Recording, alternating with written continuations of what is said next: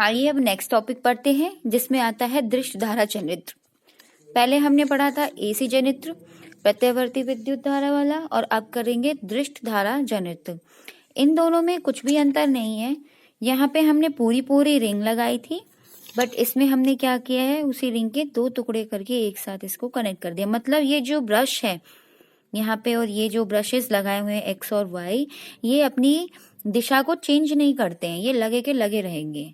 ठीक है, तो अब क्या कर रहे हैं हम लोग कि यहाँ पे भी वैसे ही कार्य करेगा जैसे हमने डीसी में एसी क्या कहते हैं ये एसी वाले में ही किया था, वैसे ही डीसी में काम करेगा। सिर्फ अंतर क्या है कि बाह्य उसमें जो विद्युत धारा की दिशा थी वो चेंज नहीं होगी। तो पढ़ते हैं, दृश्य धारा अर्थात डीसी जिसमें समय के साथ दिशा में परिवर्तन नहीं होता है, प्राप्त करने के लिए विभक्त विलय प्रकार के दिक् परिवर्तक का उपयोग किया जाता है। इस व्यवस्था के साथ एक ब्रश जो है सदैव ही उसी भुजा के संपर्क में रहता है जो चुंबकीय क्षेत्र में ऊपर की ओर गति करती है। इसमें ये जो ब्रश है ये किसके साथ है, इस वाली लाइन के साथ में है। अब मान लो जैसे ये ए बी नीचे की तरफ गया, सी डी ऊपर की तरफ गया, तो बीच में आ जाएगा। तो आप ये छेद देख रहे हो, ये वाला छेद, ये वाला छेद, जब ये सीडी यहाँ पे आ जाएगा वहीं पे इनका जो सर्किट है वो क्या हो जाएगा, बंद हो जाएगा। बंद होने के बाद में फिर क्या होगा, इस तरह से जाएगा सीडी में। तो सीडी में भी कहाँ पे प्रवाहित हो रहा है, वही दिशा चलेगी, क्योंकि करंट जो है वैसी ही दिशा में फ्लो करेगा। बस इसमें जो था करंट की दिशा वो चेंज होगी अंदर की तरफ। जैसे ही वो पूरा कंप्लीट हो जाएगा फिर भी ऊपर की तरफ जाएगा करंट, फिर इस तरह से आएगा, और ये जो डायरेक्शन है करंट फ्लो की वो क्या रहेगी, सेम रहेगी। चले आगे पढ़ते हैं इसके बारे में। ABCD हमारी क्या है, एक आयतकार कुंडली है। P और Q जो है वो विभक्त विलय के दो अर्ध भाग हैं, और X और Y क्या है, हमारे ब्रश हैं। तो कार्य करने का क्या है, इसमें बैटरी से चलाकर हम ब्रश X से होते हुए विद्युत धारा कुंडली ABCD में प्रवेश करते हैं। मतलब जो करंट है वो X से होते हुए हम इस वाली कुंडली के अंदर प्रवेश करते हैं, और फिर क्या होता है, तथा चालक ब्रश Y से होते हुए बैटरी के दूसरे टर्मिनल पर वापस आ भी जाते हैं। अब यहाँ से जाएंगे इधर साइड से और यहाँ पे वापस आ जाएंगे। अब इसमें करंट तो फ्लो है, करंट भी फ्लो है, इसमें प्रेरणा नहीं मिल रही हमें, इसमें करंट फ्लो है। तो इसमें कौन सा रूल लगाएंगे हम, इसमें लगाएंगे फ्लेमिंग बाएं हाथ का नियम लगाएंगे। इसमें हम किसकी दिशा देखेंगे, इसमें हम जो हमारा बल लग रहा है उसकी दिशा को हम जानेंगे। तो बल की दिशा ज्ञात करने के लिए हमने कौन सा रूल बनाया है, फ्लेमिंग बाएं हाथ का रूल, जो कि हमने पहले भी पढ़ा था। उसका उपयोग करके हम ये देखेंगे कि जब बल बी पर नीचे की ओर लगता है और सी डी के ऊपर और लगता है, ठीक है, तो फिर क्या होगा, जैसे इसमें डायरेक्शन थी फ्लेमिंग लेफ्ट हैंड रूल लगाने पे हमें पता चला कि ए बी जो है वो नीचे की तरफ जाएगा और सी डी क्या है, ऊपर की तरफ जाएगा। ठीक है, उसके बाद क्या है, अर्ध घूर्णन में Q के संपर्क ब्रश X से होता है तथा P का संपर्क ब्रश Y से होता है। अर्ध घूर्णन में जो Q का संपर्क है हमारा, ये रहा Q का संपर्क किससे होता है, हमारा X से। मतलब ये जो Q है वो X पे आ जाता है ना, मतलब जैसे ऐसे घूमेगा तो ये घूम के वापस इधर आएगा, तो X जो है Q पे आ जाएगा और P जो है वो किस पे आ जाएगा, Y पे आ जाएगा।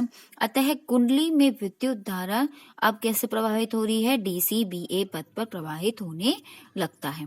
विद्युत धारा की दिशा जो थी पहले कैसे थी, ABCD में बदल जाती है फिर, है ना। इस प्रकार कुंडली तथा धुरी उसी दिशा में अब आध घूर्णन और पूरा कर लेती है, जिसके स्वरूप क्या होता है, कुंडली तथा धुरी का निरंतर घूर्णन होता रहता है। अब क्या होगा, ये आधे में आए हैं, पर जो उसकी स्पीड जैसे चल रही है, अगर हम कोई चीज घुमाएं तो वो क्या करती है, उसी दिशा में जाती है। अब वो हो गया, फिर उसके बाद फिर वो नीचे जाएगी, फिर ए बी ऊपर आएगा, इस तरह से क्या होता है, वो अपना घूर्णन पूरा कर लेता है। अब आता है प्रत्यावर्ती एसी और डीसी में क्या अंतर है। ज्यादातर हम घरेलुओं में प्रत्यावर्ती धारा यूज करते हैं, ठीक है। बैटरी से निकलने वाली दृश्य धारा होती हैं, जो बैटरी हम लोग ऊपर यूज करते हैं उनमें दृश्य धारा होती है। एसी को हम डीसी में बदल सकते हैं, किससे, रेक्टिफायर यूज करके। किससे बदलेंगे हम, रेक्टिफायर यूज करके। अगर समान वोल्टेज की दिश धारा देखें तो प्रत्यावर्ती धारा से अधिक खतरनाक होती है कौन सी? डीसी ज्यादा खतरनाक होती है एसी से, क्योंकि डीसी में दिशा परिवर्तन नहीं होती है और एसी में परिवर्तन होती है। तो जैसे ही अगर कोई डीसी के संपर्क में आता है तो वो मनुष्य उसमें ही चिपक जाता है, पर जैसे ही वो एसी में आता है, अगर प्रत्यावर्ती धारा होती है तो अगर उसको छू लेता है तो वो क्या करता है, झटके से उसको पीछे की तरफ गिरा देता है, जिससे कि वो इंसान बच सकता है। घरेलू विद्युत शक्ति का वितरण करते हैं। अब हम हमारा क्या होता है, मान लो ये जहाँ पे एक पावर प्लांट है, जहाँ पे शक्ति जनरेटर केंद्र है, जहाँ पे हमारा क्या बनता है, बिजली उत्पन्न होती है। तो जहाँ पे उत्पन्न होती है वहां पे क्या होता है, 11 किलो वॉट की और 5 हर्ट्ज पर बिजली उत्पन्न की जाती है। और इस प्रणाली से जिससे विद्युत संयंत्र केंद्र से उपभोक्ता से परिसर तक पहुंचती है, वो 2 भागों में बांटी गई है। कौन से 2 भागों में बांटी गई है? एक है संरचना प्रणाली और एक होता है वितरण प्रणाली। तो आप पढ़ते हैं इसी में, जब 11 किलो वॉट पर उत्पन्न विद्युत को एक उच्च ट्रांसफर जो कि वोल्टेज का स्तर बढ़ाता है, उसकी सहायता से हम क्या कर देते हैं, उसको क्या कहते हैं, कितना बढ़ाते हैं, 132 किलो वॉट पे किलो वोल्टेज पे हम उसको बढ़ा देते हैं। ठीक है, फिर क्या करते हैं, उसको क्या कहते हैं, विद्युत का संरक्षण इसी वोल्टेज पे किया था, मतलब अगर हम उसको फैलाते हैं सब जगह तो उसका संरक्षण इसी तरह से होता है। विद्युत कम वोल्टेज के स्टेशन तक हाई टेंशन तारों तक पहुंचती है, मतलब जो हमारी जो वोल्टेज तारें होती हैं वो बहुत मोटी मोटी होती हैं, उस पे बहुत सारी तारें भी लगा देते हैं। ठीक है, क्योंकि वो कम वोल्टेज की होती है तो हाई टेंशन तारों में पहुंच जाती है, और यहाँ पर वोल्टेज घटाने वाले ट्रांसफर का प्रयोग करके हम क्या करते हैं, उसका जो क्या कहते हैं, ये वोल्टेज स्तर है उसको क्या कर देते हैं, कम करते हैं। 3.3 किलो वोल्टेज पर हम उसको स्तर पे ले आते हैं। फिर क्या होता है, घरों में कौन सी कितनी वोल्टेज आती है, 220 वोल्टेज 50 हर्ट्ज तक उपलब्ध हो जाती है। हर्ट्ज जो है इसकी क्या है, मात्रक है, और 1 सेकंड में प्रत्यावर्ती धारा जितनी बार साइकिल पूरी करती है उसको बोलते हैं आवर्ती। मतलब क्या है, मतलब हमारी एक लाइन है और ये जो प्रत्यावर्ती है 1 सेकंड में ये कितना कंप्लीट बना रहा है, उसको क्या बोलते हैं हम, आवर्ती। क्या बोलते हैं हम उसको, आवर्ती बोलते हैं। ठीक है, तो यही पूरा एक्सप्लेनेशन मेरा जो ये डायग्राम है इसी का ही है। फिर उसके बाद क्या होता है, अगर हम ट्रांसफर में किसी की वोल्टेज बढ़ाते हैं, मतलब घरों में हम कहते हैं ना कि जितनी वोल्टेज आप यूज कर रहे हो, जितने एसी है उतनी अपनी वोल्टेज बढ़ाइए, क्योंकि ट्रांसफार्मर में भी हमें उतना ही अनुपात से वोल्टेज बढ़ानी पड़ती है। अगर हम घरों में ज्यादा वोल्टेज यूज कर रहे हैं और ट्रांसफार्मर में कम है तो क्या होता है, ट्रांसफार्मर क्या हो जाता है, पुक जाता है। इसीलिए ट्रांसफार्मर में अगर वोल्टेज बढ़ाई जाती है तो धारा उसी अनुपात में कम हो जाती है, जितना वोल्टेज बढ़ाएंगे उतनी ही धारा क्या हो जाएगी, उसमें कम हो जाएगी। निम्न धारा होने के कारण तारों में होने वाली शक्ति क्षय को क्या करता है, कम करता है। अगर हम वोल्टेज बढ़ाते हैं तो हमने क्या बोला था, विद्युत धारा क्या करता है, जैसे कि हम कोई भी चीज जलाते हैं तो वो क्या करता है, विद्युत धारा किस में बदल जाता है, ऊष्मा में। तो ऊष्मा को कम करने के लिए हम क्या करते हैं, विद्युत धारा को कम कर देते हैं और उसकी वोल्टेज बढ़ा देते हैं। अच्छा, वितरण प्रणाली पहली वो थी, वह व्यवस्था जिसके द्वारा शहर के उप स्टेशनों तक विद्युत शक्ति उपभोक्ता तक पहुंचाई जाती है उसको बोलते हैं वितरण। मतलब जो भी हमारे विद्युत शक्ति उपभोक्ता तक पहुंचती है स्टेशनों से, उप स्टेशन जो कि ब्लास्ट में जो पड़ता है वो वहां से जो पहुंचती है, उस प्रक्रिया को क्या बोलते हैं, वितरण प्रणाली बोलते हैं। ये 2 प्रकार की होती है, एक तो वृक्ष प्रणाली होती है, एक विलय प्रणाली होती है। इतना ज्यादा डिटेल में जाने की जरूरत नहीं है क्योंकि ये कभी पेपर में आया ही नहीं है। अब आता है घरेलू परिपथ। घरेलू परिपथ में हमारे जो खंभों से ना 2 तार आती है। एक तार होती है फेज की 220 वोल्ट जो कि लाल रंग की होती है, और दूसरी तार होती है न्यूट्रल जो कि 0 वोल्ट की होती है। लाल के अलावा कोई भी कलर हो सकता है उसका। ठीक है, घरों के अंदर वायरिंग जो होती है वो समांतर क्रम में होती है। ठीक है, इसके अलावा हम हरे रंग के तार का और इस्तेमाल कर सकते हैं जिसको अर्थ का तार अर्थात भू संपर्क कहते हैं। ये भी एक सुरक्षा का तरीका है कि हम अगर अर्थिंग की तार लगा दे घर में तो जो भी हमारी करंट जो दीवारों में लीक हो रहा है या जो भी मतलब लीक हो रहा है तो वो अर्थिंग की तारों के द्वारा कहाँ चला जाता है, नीचे चला जाता है और हमें उससे झटका नहीं लगता है। अच्छा, विद्युत ऊर्जा के उपयोग के समय ध्यान रखने वाली बातें।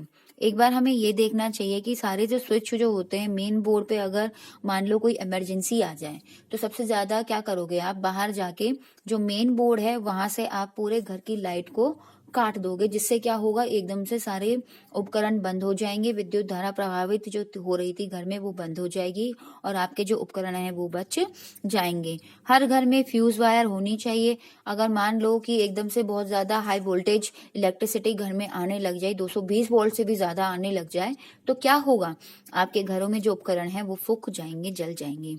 घरेलू उत्पाद के निर्माण में उचित मोटाई, प्रतिरोधकता, गुणवत्ता और अचालिकृत तारों का प्रयोग किया जाना चाहिए। मतलब अच्छी क्वालिटी की तारों का हमें क्या करना चाहिए, इस्तेमाल करना चाहिए। विद्युत चिंगारियों को पानी से ना बुझाए। अगर मान लो कि किसी बिजली के उपकरण की वजह से आग लग रही है तो उसको पानी से बिल्कुल मत बुझाओ।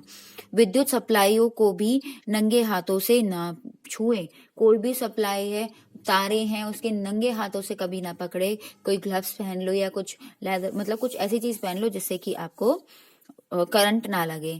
ये भी जांच कर ले कि जो आपका विद्युत है वो एसी है या डीसी है, क्योंकि एसी ज्यादा ठीक है और डीसी ज्यादा खतरनाक है, क्योंकि डीसी में करंट अगर लगता है तो उसमें इंसान चिपक जाता है, और एसी में अगर करंट लगता है तो इंसान क्या होता है, पीछे की तरफ धकेला जा सकता है।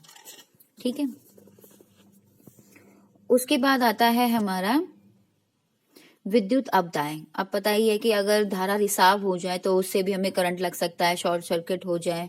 और एक है अधिभरण, मतलब अगर ओवरलोड कर ले, ज्यादा एसी चला ले और हमारे मीटर में इतना लोड है ही नहीं, 220 वोल्ट से ज्यादा हम लोग यूज कर लें और उतना वोल्ट है नहीं, तो क्या हो जाएगा, ओवरलोड हो जाएगा। अच्छा, विद्युत परिपथ से प्रयुक्त सुरक्षा क्या क्या ले सकते हैं हम, विद्युत फ्यूज का यूज कर सकते हैं। फ्यूज क्या होता है, एक शीशे और टिन का मिश्रित धातु होता है और इसका जो प्रतिरोधक है वो बहुत ही ज्यादा होता है और गलनांक क्या होता है, बहुत कम होता है, जिसकी वजह से अगर हाई वोल्टेज करंट आता है तो ये अपने आप को वहीं पे ही तार क्या हो जाती है, जल जाती है, और जिसकी वजह से क्या होता है, आगे तक का जो हमारा विद्युत प्रवाहित जो हो रहा था वो वहां पे कट जाएगा। इससे आप बच भी सकते हो। एक होता है एमसीबी। आपने देखा होगा कि जैसे कि हमारा बाहर एक मेन बोर्ड होता है, उसमें एक एमसीबी नाम की एक स्विच होता है, जिससे क्या होता है, अगर मान लो कोई शॉर्ट सर्किट हो जाए या ओवरलोड हो जाए तो वो एमसीबी अपने आप ही नीचे गिर जाता है और हमारी जो इलेक्ट्रिकल है, जो हमारी इलेक्ट्रिक पदार्थ जो उस लाइन से जुड़ी हुई थी वो सारी क्या हो जाएंगी, हमारी बच जाएगी और आगे वो तारों पे करंट को बहने नहीं देगी। उसके बाद आता है विद्युत उपकरणों का भू संपर्क, अर्थिंग, जो मैंने अभी बताया था। विद्युत उपकरणों में धारा रिसाव के कारण हमको क्षति पहुंच सकती है, तो इस प्रकार के उपकरणों को छूने पर झटका भी लग सकता है। तो इससे बचने के लिए हमें क्या करना चाहिए, फेस और न्यूट्रल के अलावा एक और तार की व्यवस्था की जानी चाहिए, जो कि हमने पहले भी पढ़ा था, जिसे हम बोलते हैं भू संपर्क तार कहते हैं। सभी उपकरणों के धात्विक सतह को इस तार से जोड़कर तार का दूसरा सिरा एक तांबे की प्लेट से जोड़कर मिट्टी में दबा देना चाहिए। इससे क्या होगा, अगर कुछ भी रिसाव होता है तो क्या होगा, हमें करंट नहीं लगेगा, कहाँ चला जाएगा, धरती में सीधा ही चला जाएगा। ठीक है, तो बच्चों आज का हमारा ये 16 चैप्टर पूरा कंप्लीट हो गया है। तो आशा करती हूँ आप लोग इसको याद कर लें अच्छे से।